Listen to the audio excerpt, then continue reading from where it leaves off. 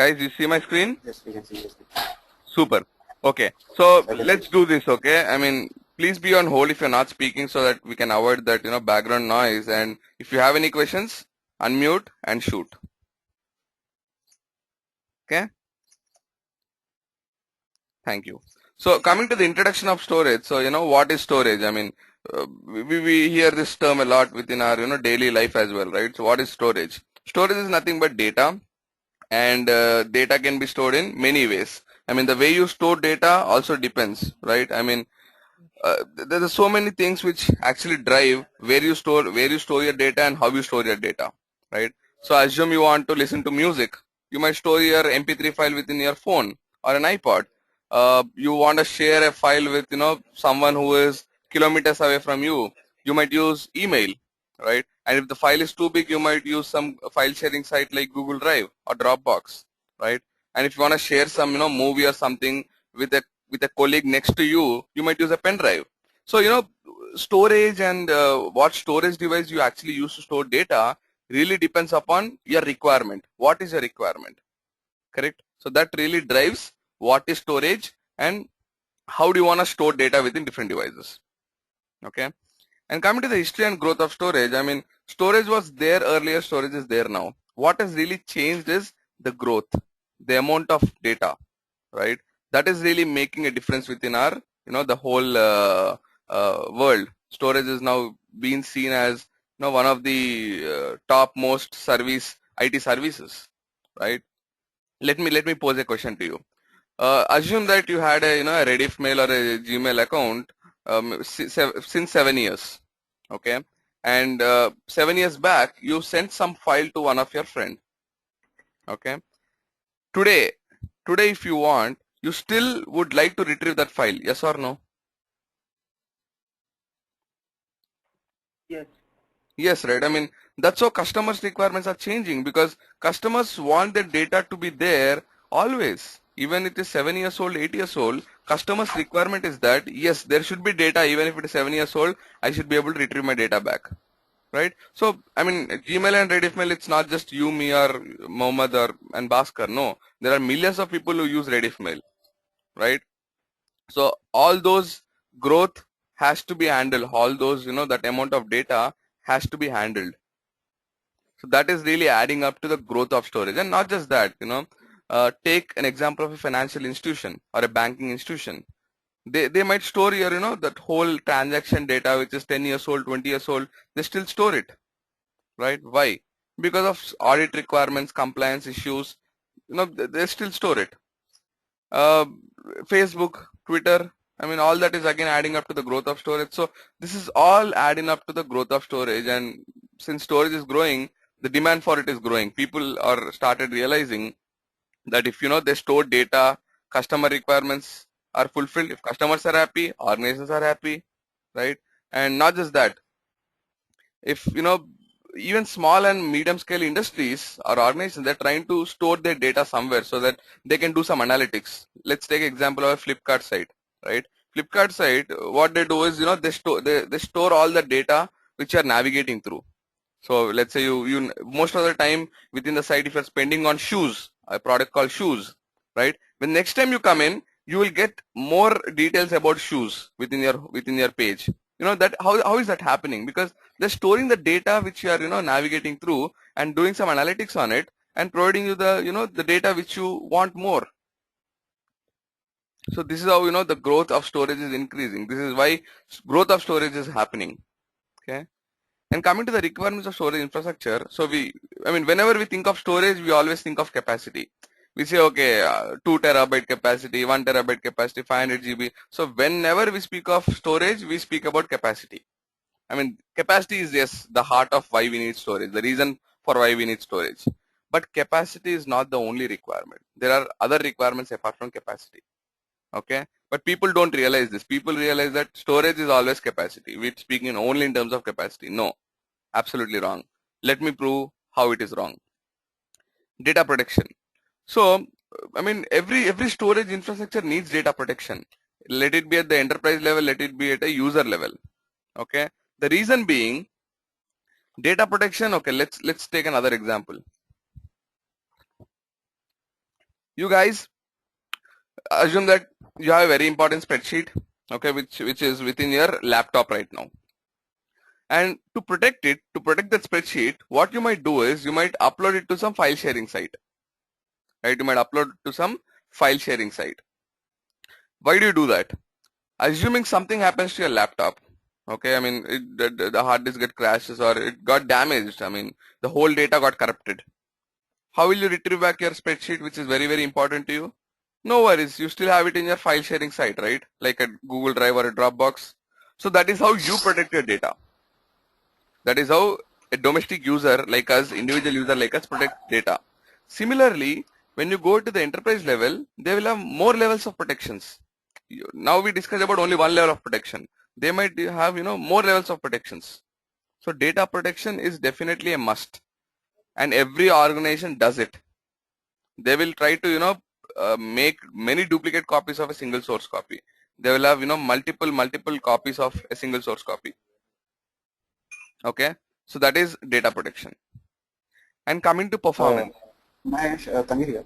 yes, Tanvir.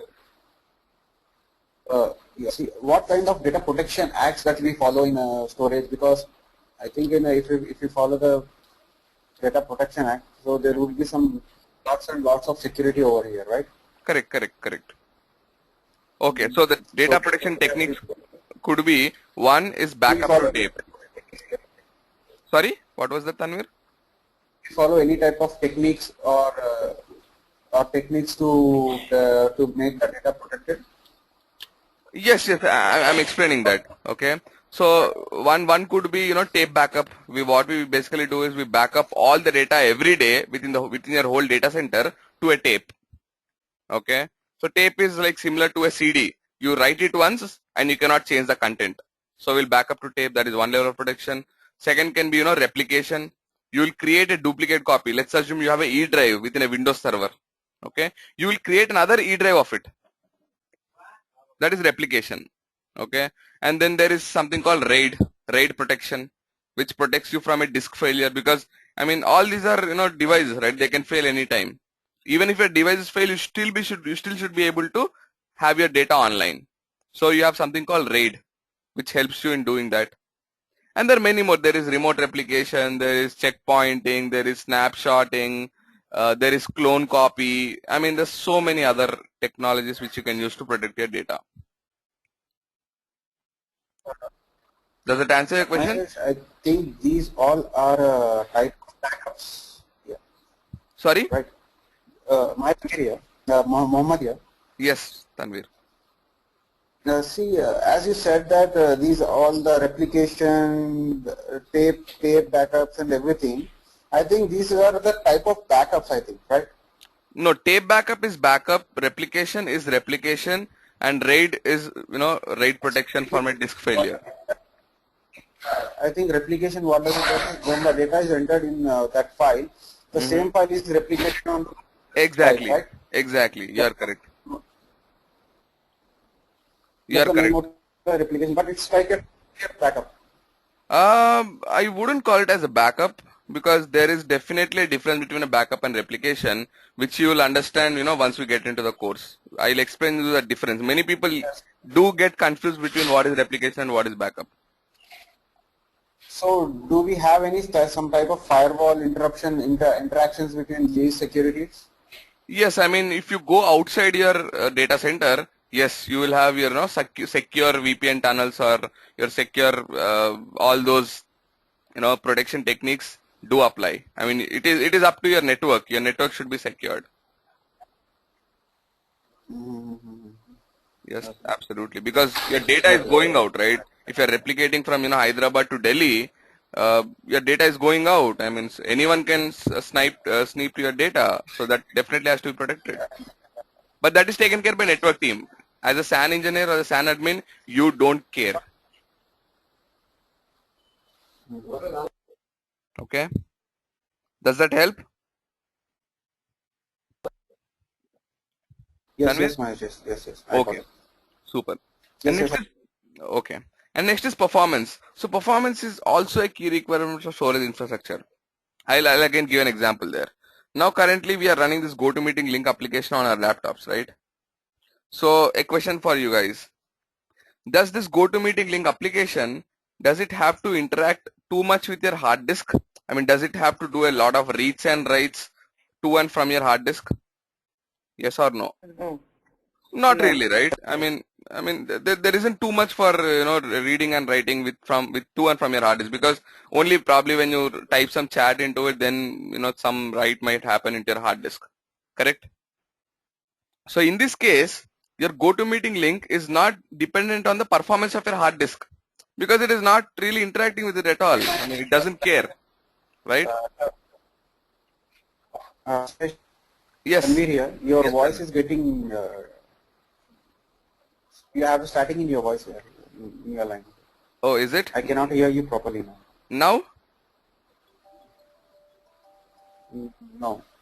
Now you can't hear me still? Yeah, I can hear you now properly. Yes. Okay, good. So performance, yes, as I said, GoToMeeting link application doesn't really, interact too much with your hard disk, so you don't really care. I mean, performance of your hard disk is not really important for your GoToMeeting link application, and it'll run smooth, irrespective of your hard disk performance. But compare this with a Maya 3D application. Okay, basically a Maya 3D application is like an animation application. The setup file itself is 10 GB, and if you install that on your laptop, it will the whole DLL files, all those libraries will come up to 15 GB or so. When you're running that application on your PC and navigating through that whole application console, it always has to speak to the hard disk, because all the data of that application is on that hard disk. So whenever you're navigating through the console of that application, it every time reads and writes data to and fro from your hard disk. Then you definitely need performance from your hard disk. If your hard disk is not giving the right performance to your application, right, then your application gets freezes. So what I'm trying to conclude here is your storage infrastructure requirements, performance also plays a key role. It's getting. Sorry? Your voice is getting skipped. Voice is getting skipped, is it? Okay. I mean, now are you able to hear me clear? I can hear you. Okay. So that is about performance. And that's like that, you have many other things which are, governing that requirement storage infrastructure, but we'll be discussing all of them within our actual class, not now.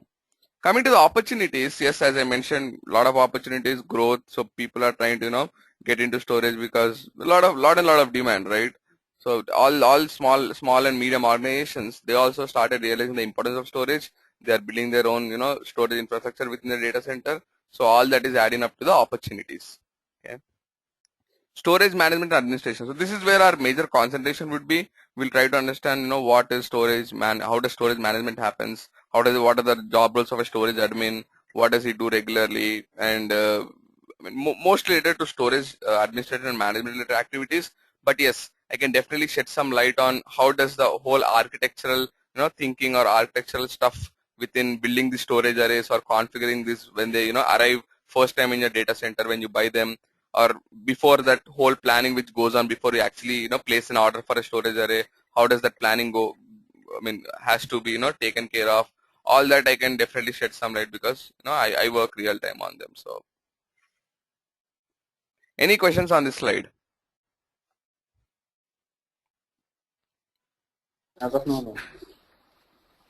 Okay, so As of now, I'm gonna go to the second slide. Good. So storage technologies, we have three types. Okay, DAS, NAS, and SAN. We'll discuss about each of these, and we'll try to compare and contrast between each of these again. Coming to the first technology, DAS. DAS stands for Direct Attached Storage. The name itself says, storage is directly attached. Attached to what? To your server, right? I mean, server is the place where your application runs, correct? So if your storage is directly attached to your server, then you call it as direct attached storage. Simple. Within DAS, again you have two types, internal direct connect and external direct connect. If you look at the internal direct connect connection, right, this is the typical old PC style of connection, right? I mean, you have your server, you have your hard disks, and hard disks are within your server or PC. This is the typical old kind of connection, is what we see towards your left. Okay, this is the internal direct connect. Similar way, External direct connect, the only thing which is really different between internal and external is here you have a separate special device called storage array. So this is where our major concentration would be. Guys, please concentrate here. So this is a storage array, and a storage array has lot of disks. Storage array is nothing but hundreds of disks combined together into a single device is called as storage array. No big max, science, nothing. Storage array is nothing but number of disks combined together into a single device. Okay. Now your server is not having internal disks. It is getting storage from the storage array, and it is communicating with the storage array via one path. One Okay. question, Mahesh. Yes. See, as you said that this external disk will be attached to a device where the server is getting, where the server will get what you said, interact with those devices and get the data, right? Absolutely correct. In external direct connect. Spot on. Yes. I cannot see. No, you're right. Is what I'm saying. So what? So how does the device, how that the server or device make understand that the device is connected as a hard disk? Is this any? Yeah, is the hard disk they have their own protocols which they use. Okay, and it depends upon what type of protocol which you are using. I mean, think of this as a TCP/IP protocol. Like if you have two nodes or two PCs, if they are connected via LAN, they can speak to each other, right? Via TCP/IP protocol. Similarly, storage has its own set of protocols via which they can speak to each other. A server can speak to the storage array. Okay. Yeah, but how are they connected? Is they connected via LAN or there is some cable some Yes. other data cable? I'm getting there. So this one which you see here, dash, is this orange color cable. Whenever you see this orange color cable within our whole course, this is a fiber channel cable. A fiber channel or an optical fiber cable is what we call this. Okay. So you can use fiber channel, you can use copper, you can use your LAN. Everything is possible via dash. So and everything has its own pros and cons. We'll discuss about all of this a lot in more depth when we actually get into the. I think this is covered in module 1. Yes, all different kinds of protocols. Okay. Okay. Okay. So if you look here, server is connected to your storage array, and your server is getting the data right now from the storage array. So whenever you create C drive, E drive, D drive for your server, all of that drives are actually sitting in the storage array. It seems as if those drives are within the server, but ultimately those drives are sitting on the storage array. So whatever read write you do, that interaction will happen, to and forth from the storage array to the server. Okay, and from now, whenever I speak of DAS, you should remember this external direct connect picture. This is the architecture which should come to your mind whenever I speak of DAS. Internal direct connect, you can neglect it. Okay, so that's about DAS. This is the architecture of DAS. Any questions on this?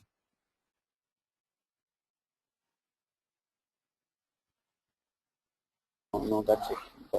I've posted my questions to you. Okay, super. So this is the architecture of DAS. Yes, Navin, I see that. Karthik, you there? Not yet joined. No worries, I will continue.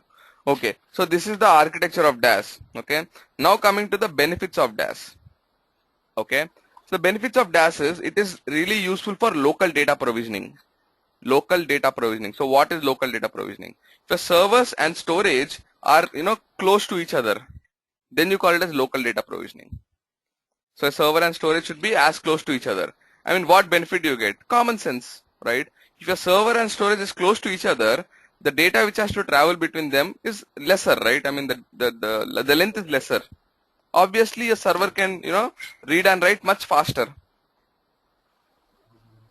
So DAS environment is typically used in local data provisioning, where a server and storage is, as close as possible. I mean, we definitely know that they cannot be, beside each other, because all that in the data center you have to, populate all these servers in different locations, and you can't just scribble them on the floor wherever you want.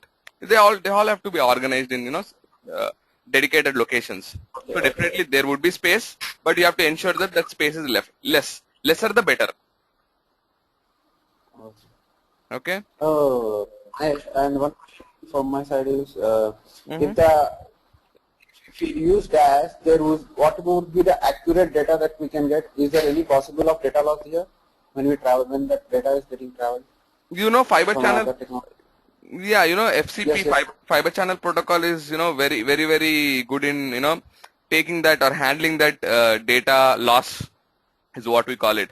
It has so many other protocols, like it uses Can CRC. hear me? Oh, here, yes. Oh. Karthik, can you hear us? Yeah, yes. Hey Karthik, we just started off, okay? I mean, we were just Yeah. speaking about this DAS technology, so you can pick up. Okay. Yeah, sure. Yeah, continue.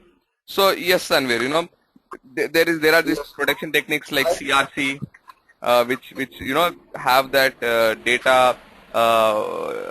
integrity, or to check the data integrity, we use the CRC techniques. Okay, all that is integrated within the fiber channel protocol.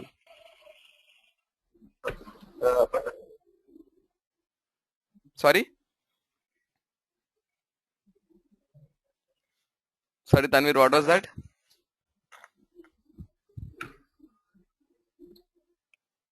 Yes, Tanvir. Okay. And this is simple to deploy. DAS is really simple to deploy because, I mean, what are you doing? You're just connecting a server. You have your server, buying a storage array, plugging a cable between these two. Done. It is as simple as it is. I mean, okay, speaking in real terms, it is not as simple, but when you compare this with other technologies, it is definitely simple. I mean, you always have to, compare with something else, like a reference. So if you compare this with other NAS and SAN technologies, DAS is much simpler because you just have to buy a storage array, plug a cable between your server and storage, and you're done. So this is simple to deploy. Okay. And one other benefit is low capital expense. So it is less capital expense when you compare with SAN again, because you're just buying one fiber channel cable and that is being inserted between server and storage. There is no extra device within SAN. When you come to SAN technology, there is one extra device which you get between your server and storage, and that is definitely costly. So that you don't require within DAS. It is basically a simple cable from server to storage. So when you compare with SAN, the capital expense is definitely less. Okay, so these are the advantages of DAS. Okay, now coming to the challenges with DAS. Okay, please concentrate, guys. This is very very important. So every storage array. So Karthik, this is a storage array, okay, and the storage array is nothing but number of hard disks combined together into a single device is called as storage array. Okay, fine. Okay. So every storage array, and this is to everyone, every storage array has something called storage ports. Storage port is nothing but this. You see this? This is a storage port. Okay. The place where the fiber channel cable or any cable from the other end gets plugged into the storage array. Okay. That port is called a HDA port or some other port? You call it as FA port, front-end adapter port, and in general we call it as a storage port. Storage. Okay. Storage port. Okay. So let's assume that within this storage array we have 8 storage ports. Okay. Just for our understanding, let's assume that this storage array has 8 storage ports. So how many servers can we connect now?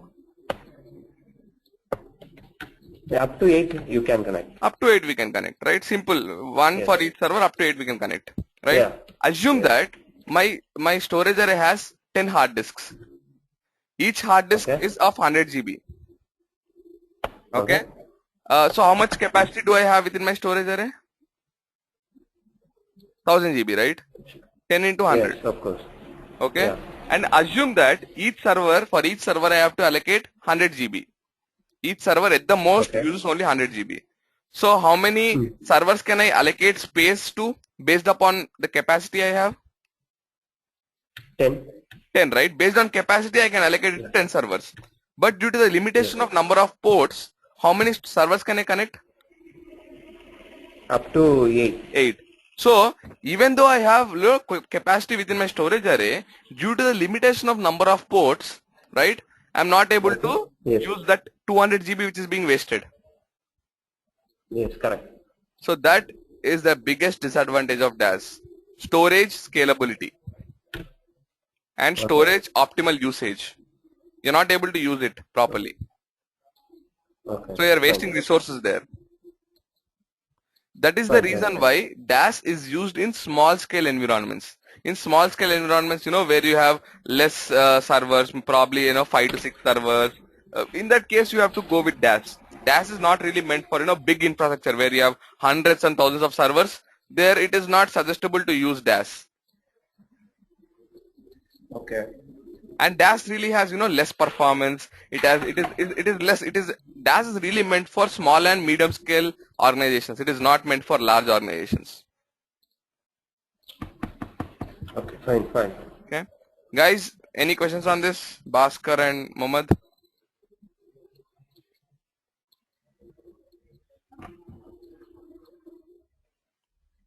Guys, I can't hear you. No, Naveen. No, no questions. Okay, super. So this is about DAS. Okay, now let's get into another technology called NAS. Again, NAS stands for Network Attached Storage. The name itself says storage is attached to your network. But here in this case, network is your LAN or Ethernet network. So okay, do you guys know what is LAN or Ethernet network? Yes. Okay, Bhaskar and Mohammed.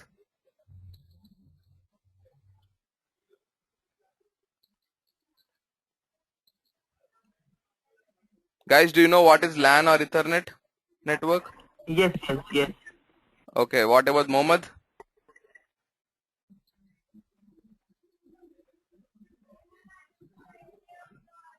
Okay, I mean just for Mohammad's sakes or other sake, I'll just gonna put it. So network sorry, the LAN or Ethernet network is basically an internal network. So let's assume you have 100 employees working within a company. You have to speak to each other. You have to share your data. You have to speak via chat. You want to exchange emails. All that happens via your local LAN or local Ethernet network is what we call it, right? So basically that is a LAN network. It connects all the users or employees within your company, local to your company. Or it can be across, across different offices as well. Hyderabad to Chennai to Bangalore to Delhi. It can be across, different offices via WAN also. But basically, network, when I speak of network, it is a, Ethernet based network where, everyone can speak to every other person within that network. Okay. So in this network attached storage, what you do is, this is your storage array here. This is your storage array. Okay. You connect that storage array to an Ethernet switch. This switch is called as a LAN switch or a gigabit switch or an Ethernet switch. I mean your normal LAN switch. This is that. So by your storage array, connect that storage array to a switch. Once you connect the storage array to a switch, done. Every user, every server, every device within that network can access the storage now. Okay.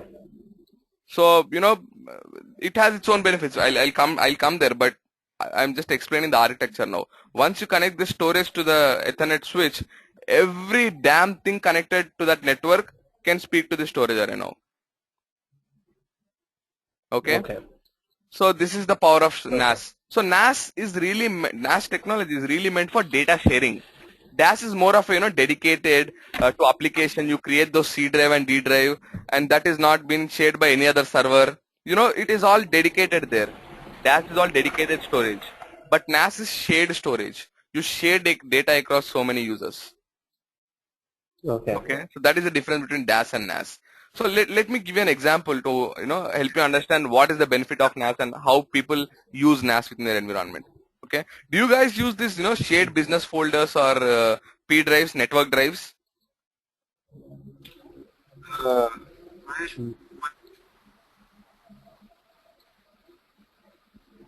Yes, guys, do you? Yeah. No. Okay, you don't use. Okay. Bhaskar and Mohammed. One question. Yes, Mohammed. Go on. Yes, one question. Is there any data loss in this NAS as well? is there would be any data loss when we try when Definitely, Mohammed. Definitely, Mohammed. There could be. Because data loss is something. It is part of nature, right? We can't really avoid it. So definitely there could be data loss, but there are techniques to avoid it. Again, NAS has its own, protocols like CIFS, NFS. It has its own protocols, SMB. So they all handle that data loss, or to, get away from data loss. They handle them. so what would be the accurate percentage of data that we can get in NAS?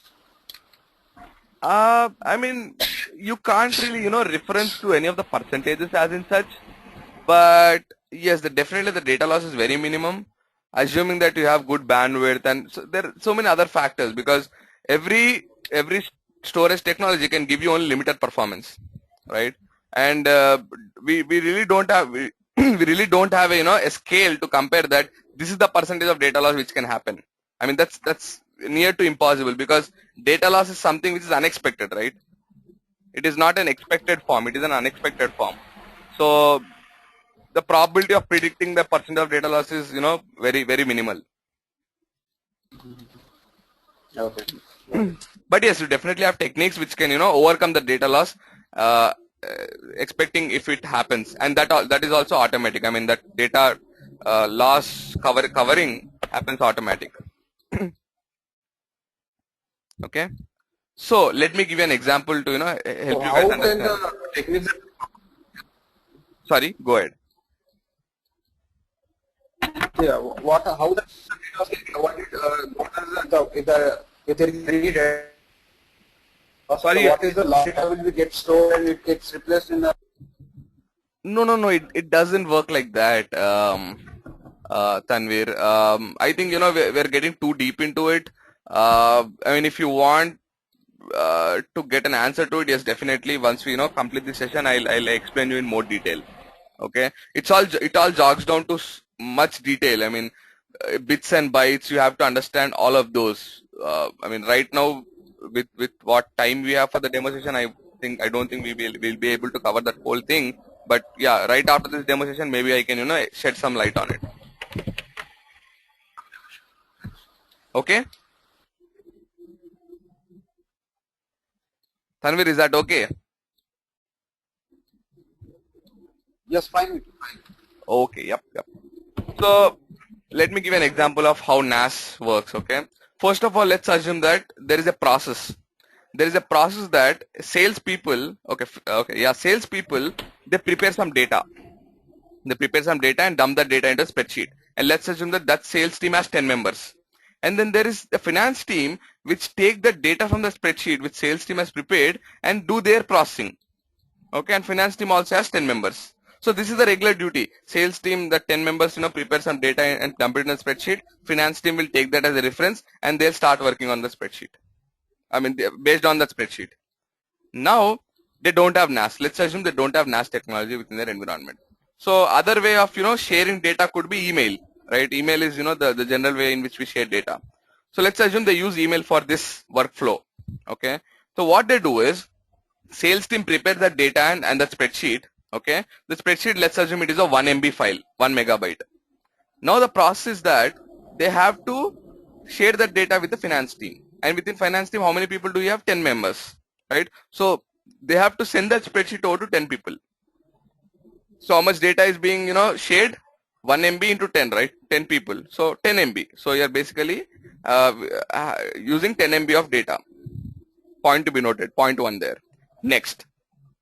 Let's assume there is a process that finance team should not edit, modify or delete any data within the spreadsheet. They should not do anything within the spreadsheet. They just have to read contents from it and do their processing. They should not be able to edit, modify or delete. Okay. But since we are sharing that whole file via email, they can do anything with it. Right? They can do anything with the spreadsheet. So is there data integrity there? No. Because they can do anything with the spreadsheet. So these are two things which are lacking if you don't have NAS. Right? Now let's assume you have NAS. So now what I will do is, from this storage array, I will create a small, maybe, a 10 GB volume. We call it as a volume or a share. I create a 10 GB share, and I will make sure that I give all permissions to sales team, and I will give only read-only permissions to finance team. Okay. Now what? Now again, let's go with the process. Now again, your sales team will produce the spreadsheet. Now they will copy that 1 MB file spreadsheet to that share. Now they are not sending it to 10 people. They're just putting a single copy of that on that share, on the network drive. Done. So now we are saving 9 MB data. Straight away, you are saving 9 MB data there. Right? Advantage 1. Next. Since you have assigned those permissions to ensure that finance team cannot change anything, because they can only read the data, they can only read the spreadsheet, they cannot edit it, delete it, change the content, they cannot do anything with that data, with that spreadsheet. So now we are having data integrity, right? Advantage 2. So these are the main things which you can get out of NAS technology. Okay, so NAS is really for, that data sharing concept, what we have discussed. That is why NAS is used for. Any questions on this? Yeah. Here, fiber channel connectivity is there or not?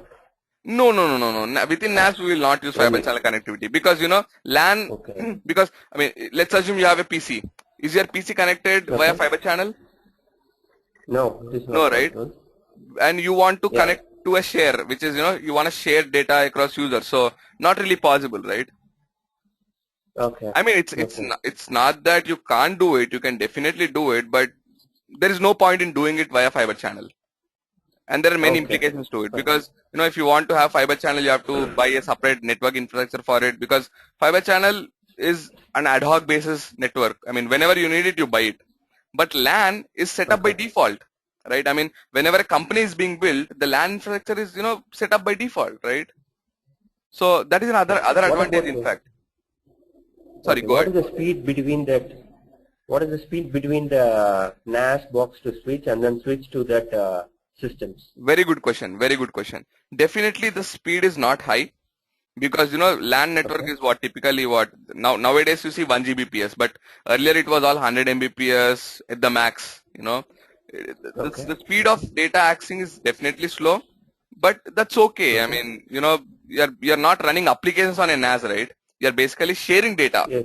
I mean, if a person gets Yes, of data instead of 2 minutes, if it takes 4 minutes, that's okay. But if an application is Okay. taking 4 minutes versus 2 minutes, then application will go for a hit. Okay. You're getting it, right? Okay. Fine. Yes. Of course. So you have to choose. If you want to run an application like a database or something, then you have to go with DAS, because it's all dedicated fiber channel, high speed, Dedicated fiber channel. right? Yes. But NAS is really meant for data sharing only, Data sharing only. Okay. Fine. right? Yeah. So the advantage is many server hosts can access the data at a single time. This is the main advantage. I mean, so many nodes, so many clients can access data from a single NAS share. Okay. That is the biggest advantage. Okay. And low in cost, as I mentioned, because you're not spending extra bucks for that infrastructure. Network infrastructure is already there. Okay. You're just using it. Okay. And it supports multiple operating systems, as I mentioned. CIFS protocol is used in Windows environment. NFS protocol is used in Unix environment. So all operating systems are supported for NAS. Coming to the disadvantages, the point which I have raised, definitely it increases a lot of load on LAN. It is slow in accessing the data, but it's okay. I mean, Okay. at the stake of low cost, you're able to share data. So all those advantages. So it's okay even if it takes a little longer. Okay. I can take it. Fine. So this is the disadvantage of NAS. Next, Okay. SAN. So this is where our total concentration would be. The whole course will be focused over SAN. Okay. Okay. So if you look at the SAN part here, for now let's ignore this. The left part of the storage array, just ignore it. Just don't look at it. Now, Okay. if you compare this architecture with the one we have seen in DAS, what is the difference? Fiber channel. The one in the middle, right? This That is the is- difference. Middle. That is a fiber switch is there. That is Correct. no switch is there. This part was not there in DAS technology, right? This is there in the SAN technology. That is the main difference, architectural difference between DAS and SAN. Okay. Now Okay. again, let me give you an Okay. example. Let's assume that this device what you see here is nothing but a switch. We call it as a fiber channel Yes. switch or a SAN switch or FC switch. I mean, many names to it. Okay. Okay. So this switch, assume that this switch has 100 ports. Okay. Let's assume that this switch has 100 ports. And my storage array has 8 ports. So, I mean, all Okay. my eight ports from my storage array, all these 8 ports, Okay. like now I connected it to the switch. So out of 100 ports, Fine. 8 I'm using. How many are left? Okay. Third 92. 92, right? So please concentrate on my statement here. Please concentrate on my statement here. Assuming that Okay. my storage array can accommodate performance and capacity for more than 100 servers, assuming that Okay. this storage array can accommodate performance and capacity to more than 100 servers, how many servers Okay. can I now connect to my SAN? Up to 92 you can connect. Up to 92. Yes. So am I limiting myself to 8 because of this limitation, because of my storage array having only 8 ports? Am I being limited now? No. No. No, because you are directly connected to switch itself. So since Exactly. balance port is there, you can connect to that. Exactly. So now all those 92 servers can speak to the storage array via the switch. This is the biggest advantage of SAN versus DAS. Scalability. Okay. In the same situation, if you want to connect 92 servers within a DAS environment, assuming that 8 servers you connect to each DAS, so you need how many? 12 DAS storage arrays you need. 12 DAS storage arrays you need to connect 92 servers if you are using DAS. How difficult it is to manage 12 devices, 12 separate storage devices versus a single big storage device. Single big storage array is easier, right? Yes. That is why I concluded last time saying that for bigger or large environments, people go with SAN and not with DAS. This is the reason. Okay. Okay. And yes, there is one another reason called there is something which happens within the switch. There is something which happens in the switch called as zoning. We call it as zoning. That provides secure access to data. So what does secure access mean? Okay. Let's assume you have 2 servers. One belongs to finance and other belongs to sales. So this zoning, what it will do is, it will ensure that sales server, it has its E drive, D drive, right? Those E drive and D drive is not seen by finance server. And similarly, finance server's E drive and D drive is not seen by sales server. That data integrity or security or isolation is ensured by zoning. Okay. So that there is this extra, security within SAN which is not there within DAS. I mean, there is security, but there is an extra level of security here within SAN. And if you look here, theoretically you can connect up to 15 million devices. So assuming that your SAN can grow up very big, you can have thousands of switches all connected into a single network. Assuming that, okay, you can have 15 million devices all connected to a single SAN network. That's definitely a theoretical limit, but that's what it is. Practically, no one will connect so many, but theoretically, you can have up to 15 million devices. Any questions on this?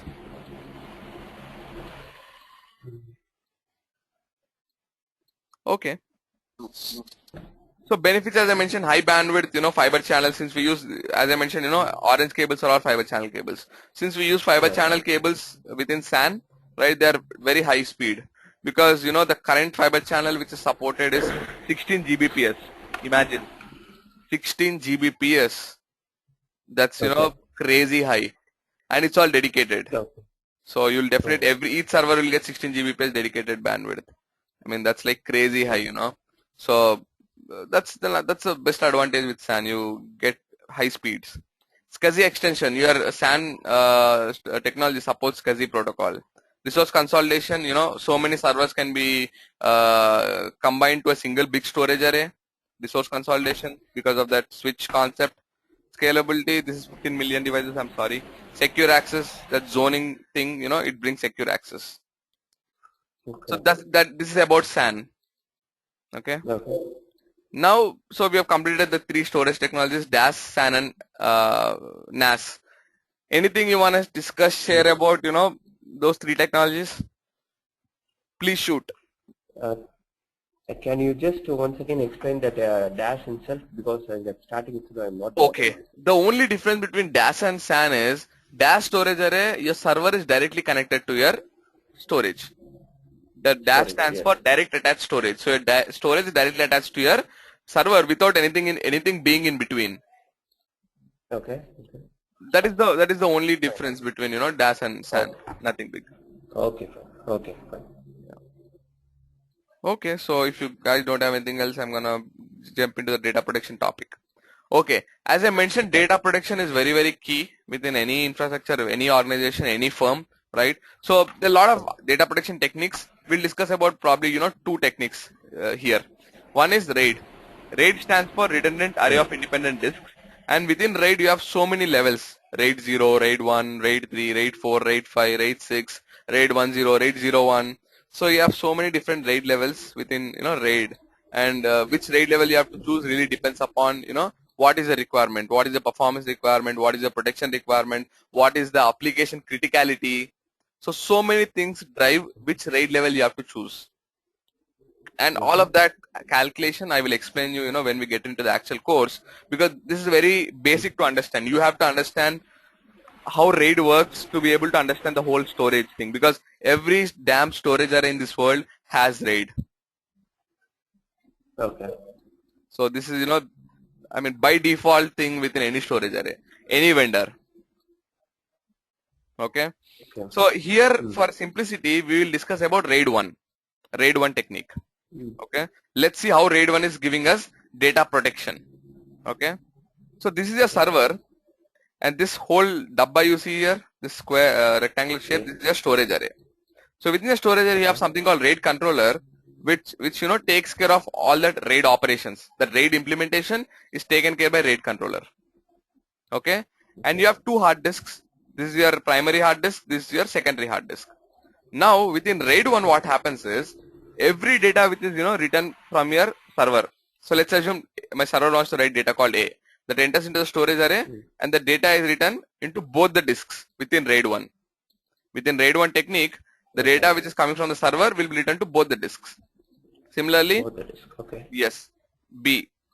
Again, B will be written to both the disks. Okay. And so on. I mean, whatever data comes from the server, all the data will be written to both the disks.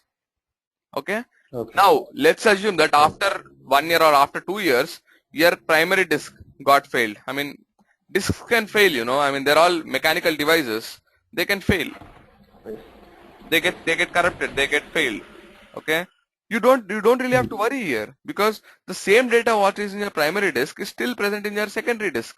So your application will still continue to run without any hassle. Yes. So this is how you are protecting your data.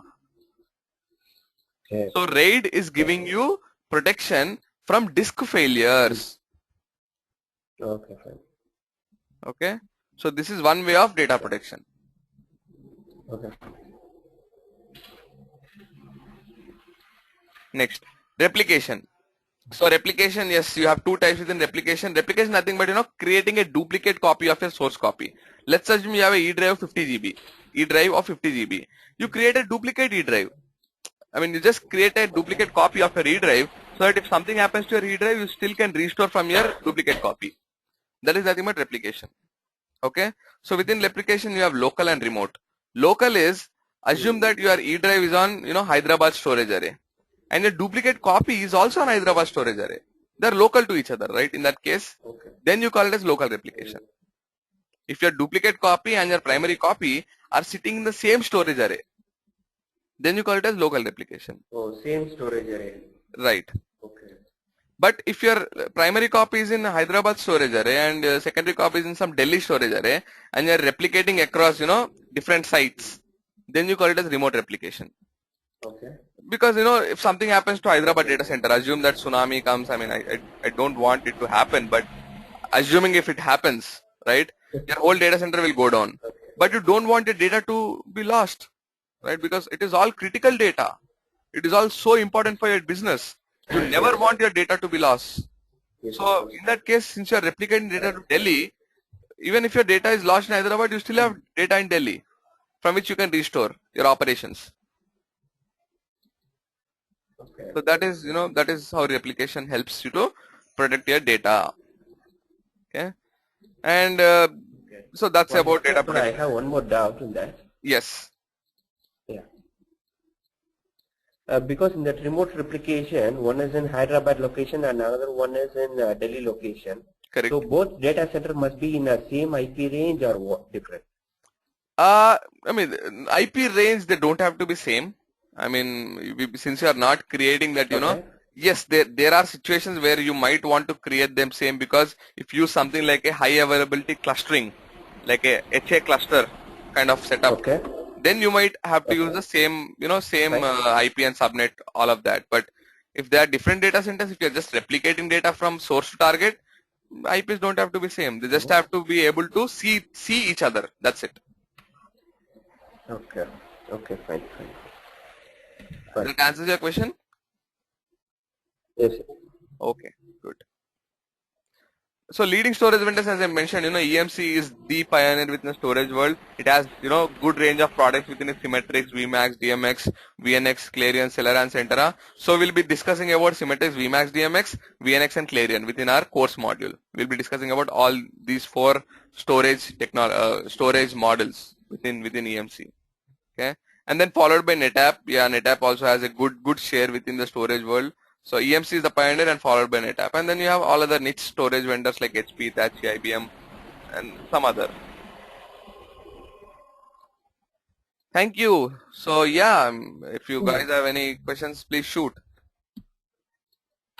Yeah. Okay. Because you said before that the HP, Hitachi, and all those pieces in your institute you are taking that also only EMC you are concentrating. EMC and NetApp is what I take, but this course, what we are dealing currently is, first two modules will everything be general to storage. It will be, nothing Okay. specific to any Okay. vendor. First two modules.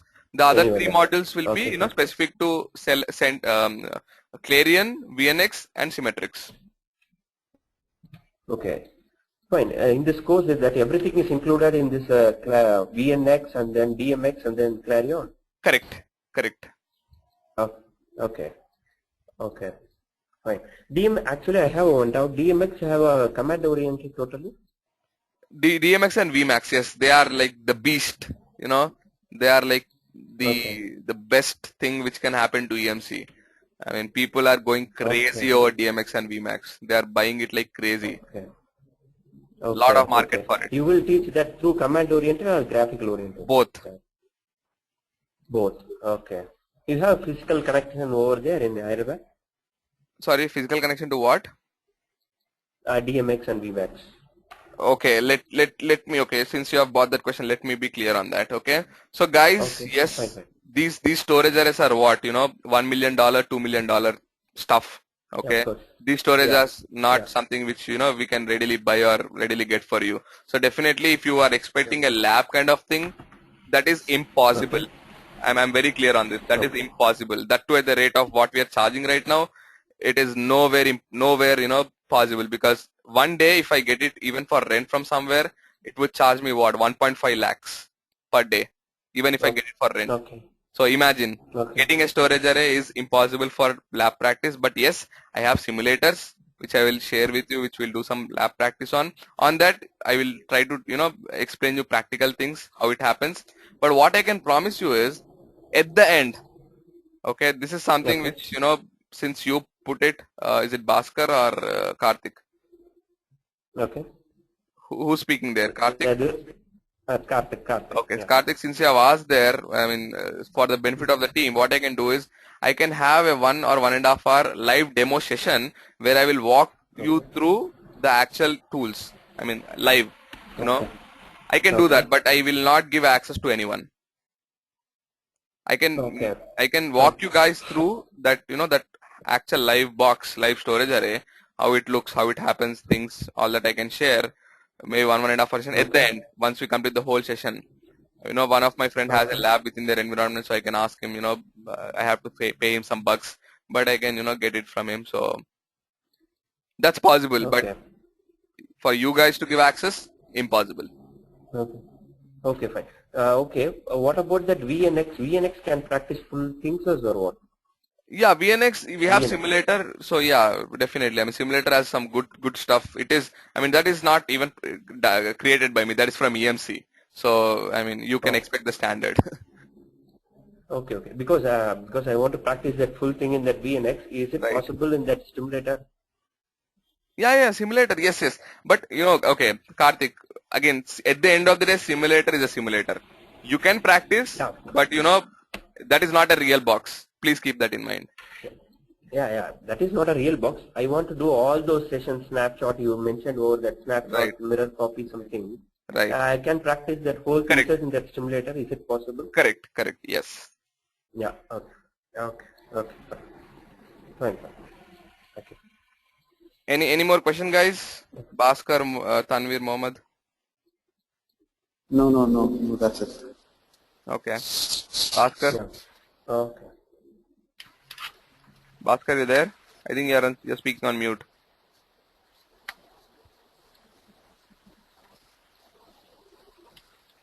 So, guys, okay, Bhaskar, go ahead. Yeah, nothing from me. Super. Okay. So, guys, I'm planning to start a session from tomorrow, 8 o'clock sharp. 8 o'clock IST. Will that time suit you? Or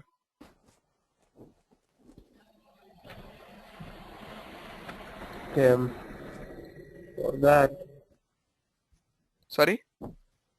I will check it out and then I let inform to him Naveen. Okay. Okay, sure. Is it Bhaskar or Karthik Yeah. who's speaking there?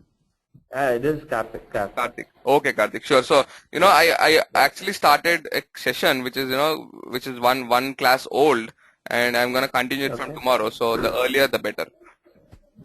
Okay, fine. Okay, which is I'll from 8 inform to him. Yeah. yeah, Sure. 8 to 9 IST, and it will happen on weekdays from Monday to Saturday. Weekday. Okay. Okay. Fine. And Thank you. Bhaskar, Fine. Yeah, I'll just let you know, let Naveen know. Yeah. sure, definitely. So Mohammed,